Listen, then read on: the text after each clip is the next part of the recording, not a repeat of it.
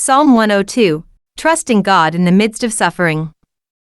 Psalm 102 is a powerful and deeply emotional prayer that blends personal lament with national hope, moving from the despair of an individual sufferer to the eternal greatness and mercy of God. The superscription describes it as a prayer of the afflicted, when he is overwhelmed and pours out his complaint before the Lord, which sets the tone for what follows, an honest, raw, and deeply vulnerable outpouring of a soul in anguish. The psalm gives voice to both intense personal suffering and a longing for the restoration of Zion, reflecting a journey from brokenness to hope.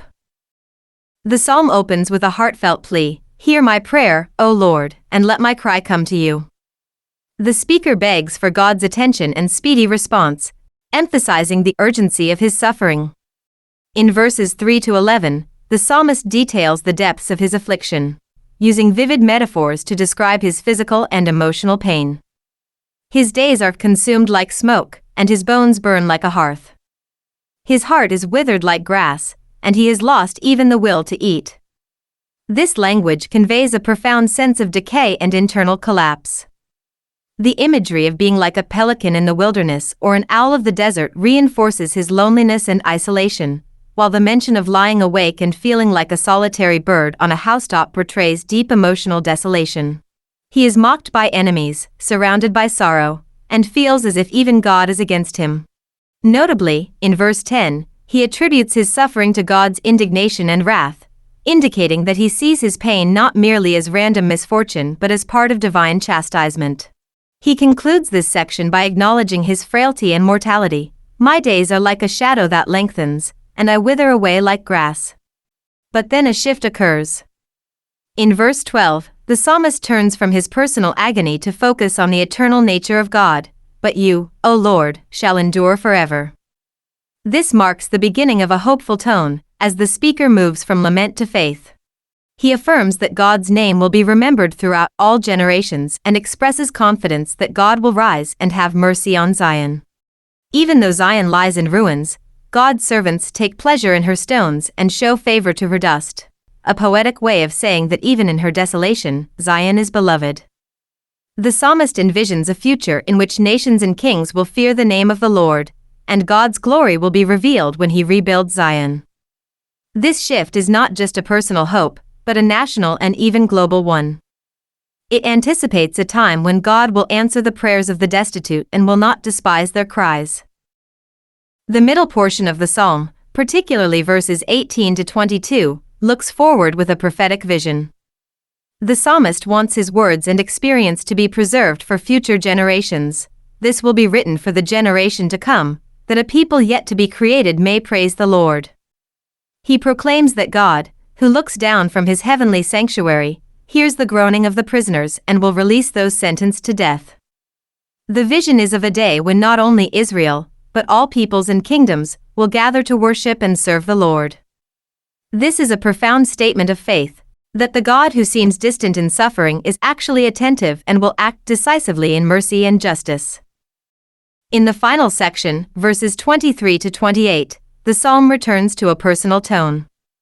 The psalmist reflects again on his weakness and the brevity of life. He pleads with God not to cut his life short. "Do not take me away in the midst of my days." Yet, even in this plea, he affirms God's eternity and creative power. "Of old you laid the foundation of the earth, and the heavens are the work of your hands." Everything created will eventually wear out, but God will endure. The heavens may perish, like a garment growing old and being changed, but God remains the same. This contrast between the perishable nature of creation and the enduring nature of God serves as the foundation for renewed confidence. The psalm concludes with hope for the future. "The children of your servants will continue, and their descendants will be established before you." This is a deep assurance that, even if the psalmist does not see restoration in his lifetime, God's purposes will endure and his people will be preserved. Psalm 102 is, therefore, a blend of honest sorrow and enduring hope. The psalmist does not hide his pain but brings his full complaint before God, even attributing some of his suffering to divine wrath. Yet, as the prayer unfolds, the tone shifts from despair to faith, from mortality to eternity, from isolation to communal worship, and from decay to restoration. It models a way of praying that does not minimize suffering, but also does not allow it to have the final word. For those who feel overwhelmed, abandoned, or forgotten, this psalm offers a path toward renewed hope. It reminds us that God hears, that He is unchanging, and that His purposes stretch far beyond our momentary afflictions. But you are the same, and your years will have no end. This is the foundation of enduring hope in the midst of suffering. Psalm 102, a prayer of the afflicted, when he is overwhelmed and pours out his complaint before the Lord. Hear my prayer, O Lord, and let my cry come to you. Do not hide your face from me in the day of my trouble. Incline your ear to me in the day that I call. Answer me speedily. For my days are consumed like smoke, and my bones are burned like a hearth. My heart is stricken and withered like grass, so that I forget to eat my bread. Because of the sound of my groaning, my bones cling to my skin. I am like a pelican of the wilderness. I am like an owl of the desert. I lie awake, and am like a sparrow alone on the housetop. My enemies reproach me all day long. Those who deride me swear an oath against me. For I have eaten ashes like bread, and mingled my drink with weeping, because of your indignation and your wrath. For you have lifted me up and cast me away. My days are like a shadow that lengthens, and I wither away like grass. But you, O Lord, shall endure forever, and the remembrance of your name to all generations. You will arise and have mercy on Zion, for the time to favor her, yes, the set time, has come. For your servants take pleasure in her stones, and show favor to her dust. So the nations shall fear the name of the Lord, and all the kings of the earth your glory. For the Lord shall build up Zion, he shall appear in his glory. He shall regard the prayer of the destitute, and shall not despise their prayer. This will be written for the generation to come, that a people yet to be created may praise the Lord. For he looked down from the height of his sanctuary. From heaven the Lord viewed the earth, to hear the groaning of the prisoner, to release those appointed to death, to declare the name of the Lord in Zion, and his praise in Jerusalem, when the peoples are gathered together and the kingdoms to serve the Lord.